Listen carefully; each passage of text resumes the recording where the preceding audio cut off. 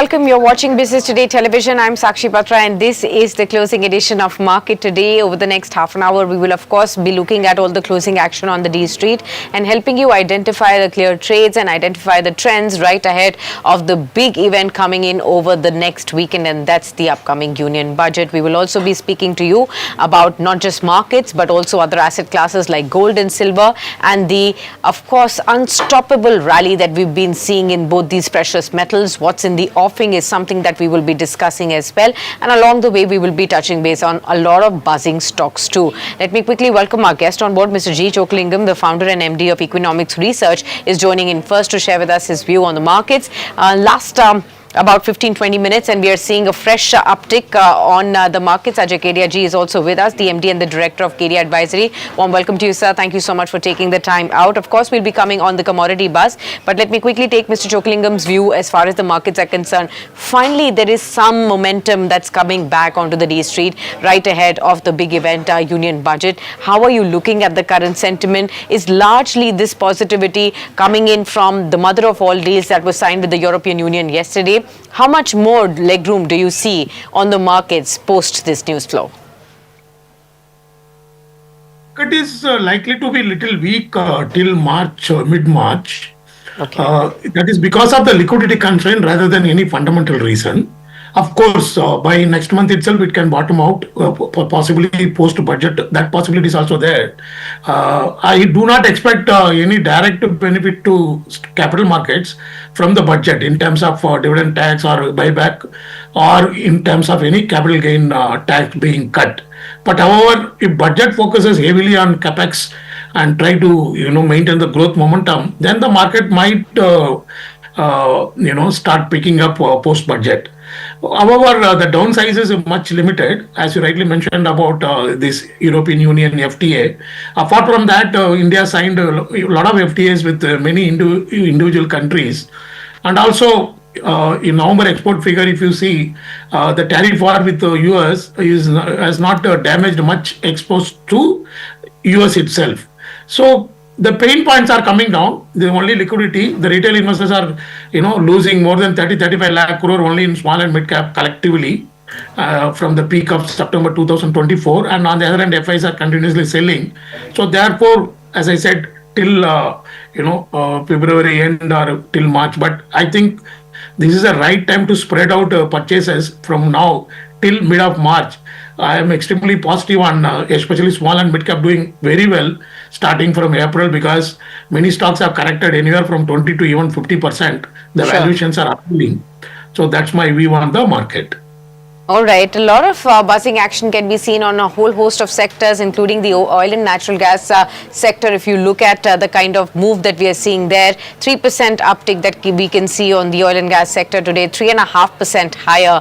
And a lot of stocks from OMCs to even upstream giants are buzzing. In fact, this move started off with ONGC this morning, and the stock is truly buzzing in after we have been seeing a landmark resource sharing pact with Reliance Industries for deep water offshore exploration on East Coast, and the deal is aimed at now boosting efficiency across the operations. And for more on this, I'm joined by Aishwarya on the same as well.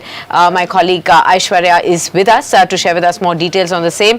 Hi Aishwarya, good to see you. Help us understand what are you picking up there? What does the deal really mean for ONGC? What does this pact really mean for the overall energy sector in India, and how should investors be viewing this?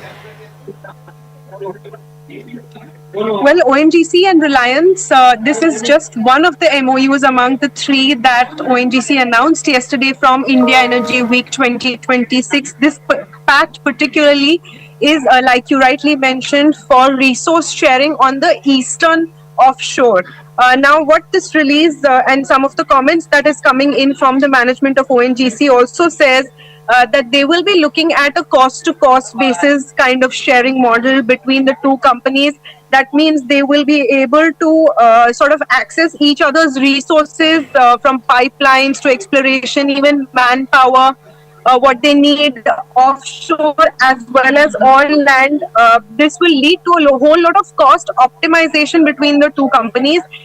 And of course, this also mentions that the oil ministry has put some of these policies in place, which is, of course, the Oil Field Regulation and Development Amendment Act 2025, that requires big oil giants to work in coordination with each other so that there is more cost optimization. And India is heavily been touting ENP, which is exploration and production. So if two giants like ONGC and Reliance work together, although they have had a bitter past as far as KG Basin, which is one of their flagship on the eastern shore, that has been a point of contention between the two of them.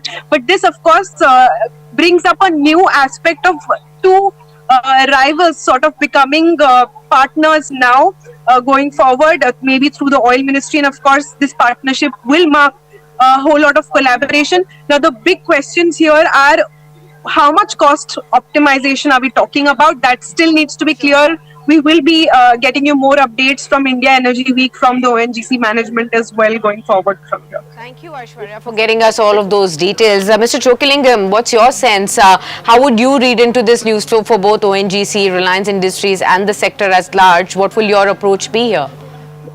Yeah, this is positive. Of course, more for ONGC than for Reliance, because Reliance, the contribution from oil and gas segment has been consistently going down as they have taken off in the consumer-oriented business. But it is highly positive for ONGC. However, without this development, also ONGC stock is available at less than book value and single-digit PE and good dividend yield. So the short term is very favorable to ONGC, in fact, short to medium term. But long term, I am little negative, because ultimately the oil and gas prices have to come down because of the global factors and also takeoff in renewable energy across the globe. But however, there is more upstream upside left in ONGC in the short to medium term. All right, viewers, let's shift focus now to the precious metals and the rally that we are seeing unfold there. Ajay Kedia ji is with us. Ajay ji, this has been an unprecedented move on both gold and silver. Silver rather than gold is what has surprised many investors in terms of the rally that we've seen. We have not even finished the first month of 2026 and silver prices have shot up nearly 60%. Over the last 1 year, silver prices have shot up 200% in the kind of returns that silver prices have given investors. It has sharply outpaced even gold prices that have rallied, of course, and that too at an unprecedented 80% over the last 12 months alone. But compared to gold, silver has definitely been outshining this space. Give us an understanding, why is there no pause on this kind of a stunning move that we are seeing on gold and silver? This is leaving investors gasping for breath every day when they wake up with fresh record highs on gold and silver. What should they be understanding what's happening? Very good afternoon, Sakshi. But definitely in last 27 days, we have seen a tremendous rally in silver. It's to the tune of almost 300%. And especially from the 1st of December, when China came out with a restriction policy for their critical metal or rare earth metal, that was a totally game changer. In fact, the price for domestic market was around 2 lakh and today it's quoting around 3,82,000. That's also counting, because every day 20,000 price movement is going on. So first of all, geopolitical tension, tariff concerns and restriction on exports, shortages, this story continues to going on. There is a sign that whether this is a commodity bull run or now it's turned to mania, because this type of volatility on 26 we have seen market in international has opened at $101, went to a high of 118 and come back to the level of 102. So this type of volatility is a sense of mania only. So I think slightly be cautious at current level. No doubt fundamentals are still supportive. We expect a next level could be $136. That is actually a number only. But I think as an investment point, we should be stay away as of now, because historically this metal gives a return of, let's say, 20-25%. But currently in last 1 year, 300% is a we can say things has already been exhausted. So stay away slightly, wait whether there is a correction. On that of point, what you're consolidation. saying that you want investors to be cautious, you want them to stay away, yet you are projecting that there is no doubt that silver prices could move up from 117 to 136. That means another $17 it can still move up, but still you are cautioning investors to stay away. What is the reason behind it? Do you see some kind of a bubble in gold and silver prices at this point in time? Can it burst anytime? It's not a bubble because in 1980 there was no industrial demand. In 2011 there was limited, but this time industrial demand shortage, everything is in line to support this. But the momentum which we have seen, margins are high and momentum are going on. That could be a little bit tricky. That on 26th we have seen 17% fall in silver in a single day. So I think a corrective dip is possible to the tune of, let's say, 25-30%. That is why we are just cautioning our client that be cautious at current level. Otherwise, any like a geopolitical tension cools off, then definitely there could be a profit booking coming back on silver. Okay, so in case even if we see that 25-30% correction on silver due to any reason, profit taking and cooling off of the sentiments there, then should investors look at buying? Should a 25-30% downtick offer an attractive entry point at all, if not at record high levels right now? True. Because I think a corrective dip of 20%, what we have seen in the month of October, that has bring back this rally. So I think from current level also, there will be a correction, then consolidation. That could be a fair price to re-enter in silver because current fundamentals still remain bullish unless and until the supply is reinstated or tariff concern from New York and London completes out. I think prices should be on a positive side only, but after a corrective dip, we should take a entry. Okay, what about gold? Are you staying away from gold also at this point? See, as gold silver ratio has dropped by almost 54%, currently trading at 45, that means gold is now normal. Previously we used to say gold is slightly overbought, but comparing with silver, I think gold is now corrected very well, consolidated very well. And with the given geopolitical tension and tariff concerns going on out today, there will be a Fed meet which will be giving a clear idea about the interest rate cut in 2026 by Fed. But I think a correction is due for gold also. But looking the furious rally what we have seen in silver is not a part for gold. So we are bullish for gold, but higher side would be kept towards 54-20 on higher side. Whereas today's Fed meet will give a complete idea about how the gold will be performing for next few months. If somebody has this compulsion that you have to buy something between gold and silver, will you choose gold today at today's price? Yeah, look into the gold silver ratio. I would be preferring to have a gold, but that too in staggered manner or SIP manner, so that whenever there is a correction, it should add more unit to me. Okay. In fact, let me also bring in Mr. Chokalingam into this conversation, and I'll ask one question to both of you. And Mr. Chokalingam, over the last 12 months, Nifty has gone up just 10%. That too, it has just like gradually moved up. Just to save its plushes, it's at a double digit, barely reaching there. Look at gold and silver. Silver with massive uptake of 200%, gold with 80%. Those asset classes have sharply outperformed. We've been reading stories of how Indian households, Indian housewives, they have come out as clear winners in this entire 1 year kind of a move, because they have bet big at every stage on gold, and silver now is becoming the new gold. How would you advise investors? Should one stay with the mania that Mr. Ajay Kedia pointed out, or should one now look at the correction that we've seen in the Nifty, maybe making it more attractive for the long term? Yeah, briefly, I will present 3 points of view. Before that, definitely fundamental analysts will have a reputational risk in giving sell call on gold and silver. But that is my point. First of all, they are not driven by the fundamentals.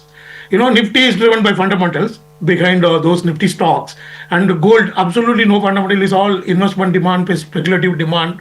Even jewelry is, I consider as investment demand. Silver also, not 100% is driven by the fundamentals. There is a industrial demand, but that is not the most dominant. So that is the problem in giving any sell call. But two things one has to remember. In the last 2-3 years, after a lot of young investors have poured into the market across the world, every point in time, some asset is driven up purely based on the perception. We saw in crypto, then we saw in US technology stocks, then we saw gold, now we are seeing in silver and also copper. But invariably, everything has corrected. So there is a possibility of profit booking coming in and the correction happening. And second, gold, if you look at, already there are reports of jewelry demand coming down very badly in India, and India is a major consumer of gold. So therefore, I don't know when it will start correcting. That depends upon the mass psychology of the people who are rushing to buy. But I am sure day is going to be very soon that there has to be significant correction. So I would advise caution on buying both gold and silver. Okay. Ajay ji, what would you say? Markets or gold or silver at this point? See, right now, overall, this rally which we have witnessed is because of bullion is being used as a financial asset class now. So that is why allocations have been increased. But from current perspective, I am expecting a correction.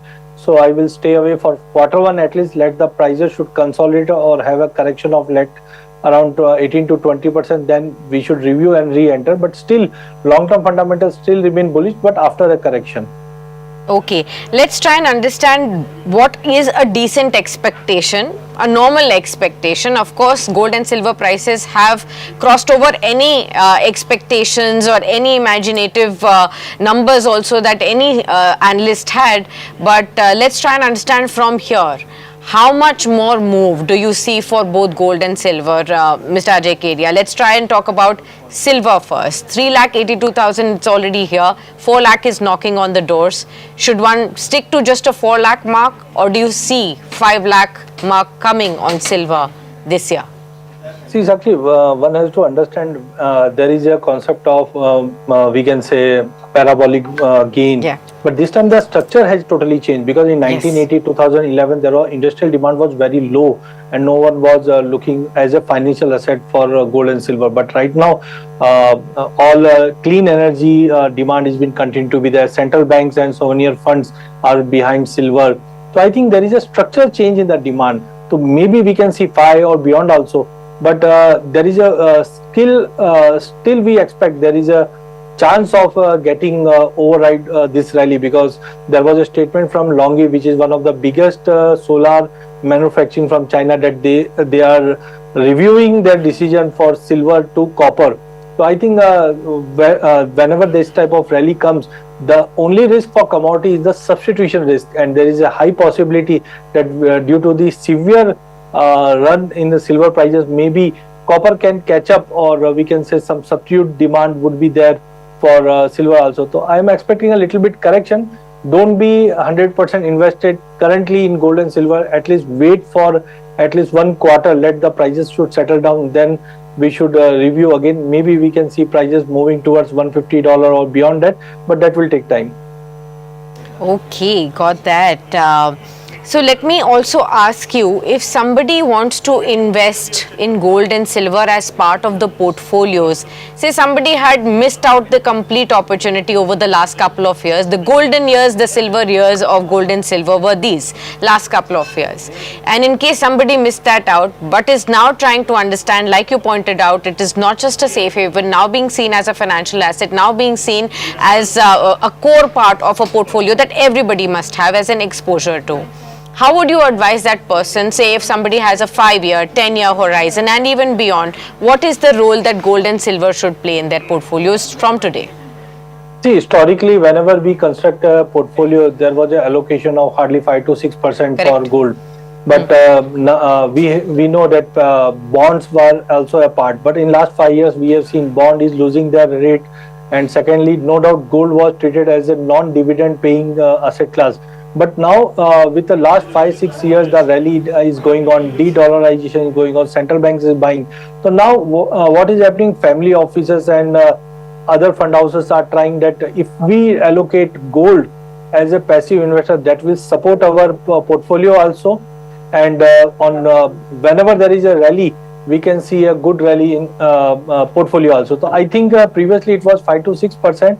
Now I think we should review the things, and 18 to 20% allocation for commodity or particularly gold, silver would be right, because we have seen in last 3-4 years financialization of this commodity has been done, and that is why it should be portfolio should be properly rewarded by 18 to 20% allocation for with gold. All right. Okay. Thank you so much, Ajay ji, then for being with us on the program and for helping us decipher whatever is going on in gold and silver, this unfathomable rally. But yes, we are witnessing it. And how should one be really looking at it in a very sane fashion and, identifying the right strategies going on from here? Thank you so much for sharing all those insights. All right, viewers, let's come back to the markets then. Last 7 minutes to go before the markets shut shop for the day. But Mr. Choklingam, the upcoming trigger is Union Budget. What are you watching out for in this budget? What are the markets watching out for? Are you looking at any key sectors that are going to be right on top? And therefore, are you pre-positioning already your clients' portfolios there? Generally, I don't, take a individual stock strategy in the anticipation of budget because it is very difficult to predict, and also individually, implication for stocks. Rarely it happens through budget measures. That's my view. But it is a guiding force for the overall market. To that extent, I am very optimistic. I believe the budget will do good to the market, not in terms of monetary benefit to the investors in the market, but definitely in terms of compromising on budget deficit and focusing more on capex. That is a need of the day, and also. One sector which I believe can benefit is the railway sector, because last budget railway sector capex was almost stagnating, and that cannot happen year after year. So this year probably the railways can get better allocation. So that sector can be the beneficiary, and I expect a lot of focus on cutting down the imports because of tariff war across the world. The exports are becoming an exogenous factor that is beyond our control, but at best we can control the imports and promote import substitutes. So therefore those chemical companies which are making import substitutes, or any other product companies which are making import substitutes, would be a major beneficiary. And I'm more looking towards budget for stopping this meltdown in the market and giving a boost to the market, on which I'm pretty confident. What about defense? That's also on fire today. Look at what's happening with BEL. It's the top mover, almost 9% of a move today. The defense index today itself is at a 7% uptick. A very sharp, strong rally right ahead of the budget. So is there a big bang announcement coming in for the budget? Is there going to be a sharp increase in the budget outlay? What should investors do with the budget names like BEL, now up 8.5%? Look at what's happening with data patterns, 14% higher. Look at BEML, another 10% higher. Look at Mishra Dhatu Nigam, that's up 9.5%. Look at Solar Industries, 9% higher. Mazagon Dock, 7.5% higher. MTAR Technologies, another 5.5% higher. Across the board, you are looking at a stunning move in the defense space right now. What's your thought process here, Mr. Choklingam? Is there going to be a big bang announcement this budget for defense? Oh, invariably, this kind of rally happened, particularly in defense and railway agada budget. We have seen many times in the past, and many times it has fizzled out post-budget. I have a firm view. I don't think any big bang announcement in terms of defense capex can happen for two reasons. All major countries are sitting with nuclear bomb. We really don't need to have a massive jump in the defense budget. That is not needed. We already saw some of the wars in the recent times. And secondly, the budget also not in a position to increase substantially allocation to defense because tax collections are growing in poor single digit now. So I would rather see government efforts going towards capex, as I said earlier, and therefore I would, I may be wrong, but I would advise, sell on select different stock which people believe overvalued. However, HAL I am very bullish because it is still has a lot of upside. It has corrected a lot, and this morning also media reported HAL getting order for helicopters for civil purposes. So I have studied HAL, I am very bullish, but other stocks I have not studied, but one should take a call on the basis of individual stock valuation, use this rally today, tomorrow to book profits. Okay, fair point. Last 3 minutes to go before the markets shut up. Any key stock ideas, Mr. Chokalingam, that you'd like to highlight for our viewers that you may have pulled out for your clients recently? Yeah. Yeah, we have about 8 to 10 very high conviction stocks in small and mid cap. I would share three stocks. One is a Cyient. I do not hold it. I may be wrong, but I have extraordinary high conviction in Cyient Limited. Stock is down more than 50% in the last 2.5 years. And that is not the only reason. It has got 100% subsidiary in semiconductor. It has already proven track record of developing subsidiary and enlisting it. That was Cyient DLM. And Cyient Semiconductor has started operations also. It's a net cash company. And the cheapest valuation, enterprise value to annual IT revenue is around 1.5 times. That is the cheapest compared to 3 to 5 times enjoyed by many other IT companies. Second, Balmalari company, I personally invested in this stock. It has corrected again 45% from 2-year high. The beauty of this stock is that it gives you little more than 5% dividend yield. So till market rewards the stock in terms of fundamental, one can play on very high dividend yield. It is one of the highest dividend yield. Stock also trading at around 12-13 PE. Third stock, ISGEC, is engineering company. This stock also has come down by 40-45% in 2 years time frame. And the orders on hand is very good. It's an engineering company. It also proposed to sell off loss-making Philippines subsidiary, and that should add a substantial cash. And I see a lot of scope for engineering companies like ISGEC. These are the three. And in the large cap, I would recommend ITC. I believe this is a time to focus on ITC stock. Valuation is very attractive at current prices. And then Geo Financial Services. It's very interesting to note that it is trading at 1.1 time or 1.2 times price to book value. I think this is appealing by a financial services company coming from an industrial house trading at 1.2 times price to book. I believe it's a good medium to long term bet. So these are the stocks we have a coverage and I recommend. All right. Thank you so much, Mr. Chokalingam, then for being with us also and for sharing all your insights on the markets. I wish you all the best, and we'll be catching up very soon on yet another edition to catch more insights on the markets. Viewers, last minute to go for the markets, 25,347. That's the final print, 172 points higher. We've nearly managed to pull up towards the day's high to end at the day's high point. So 172 points up for the Nifty. Among the sectors, you have seen oil and gas really outperform, over 3% higher, 3.5% up. Metals over a 2% uptake. You could see even the media stocks higher. Broader markets have also performed better than the Nifty today. Look at small caps, over 2% of an uptick could be seen, nearly 2% higher even for the mid cap index today. Financial services, autos also pulled up towards the end of the session, while it remained largely in the lower end in the first half of the trading session today. It's only the pharma and the FMCG pack that have still slipped into the red towards the end of the session. But look at what's happened with India Wix, down by 6% at 13 odd levels. So reduction in volatility yet again pulling up on the sentiments as far as the markets are concerned. It's now finally settled at 25,342. BEL is the top mover today, 9% higher. ONGC 8.3% up. We've already shared with you, what is the key reason behind that move. Coal India 5% up. Eternal, the parent company of Zomato, 5% higher. Hindalco also up. Bajaj Finance also up and about in trade. But the top laggards, have there been any? Yes, a lot of them, about 10 or 15 of them. You can see TCS, that's dragged today, 4.6% lower.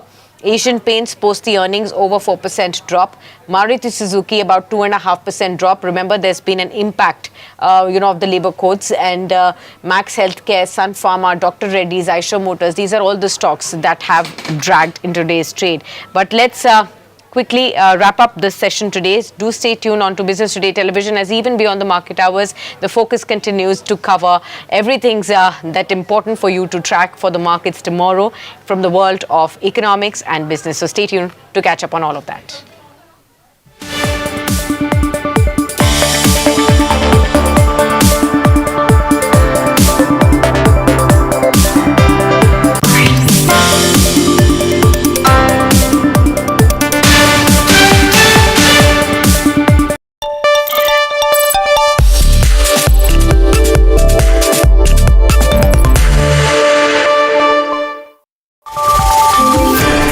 Markets move today to what's setting the stage for tomorrow.